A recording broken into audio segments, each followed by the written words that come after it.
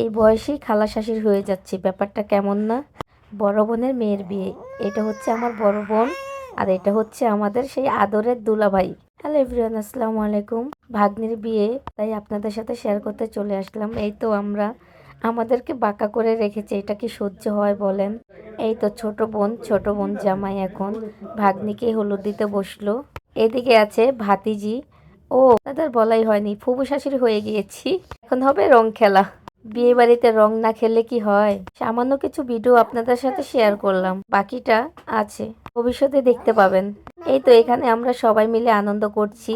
আর সবচেয়ে বড় ব্যাপার হচ্ছে কি, এখন মনে হয় না কখনো কোনো খালা শাশুড়িরা তার ভাগ্নিকে দিতে শ্বশুর বাড়ি চলে আসছে। আমরা কিন্তু সব খালা শাশুড়ি সাথে খালু শ্বশুরও চলে আসছে মেয়ের সাথে মেয়ের শ্বশুর বাড়িতে। যাই হোক, ব্যাপারটা কিন্তু খুব মজার ছিল। পরের দিন আমাদের বাসায় বাসর ঘর সাজানো হয়েছে। কেমন হয়েছে? অবশ্যই ভালো হয়েছে।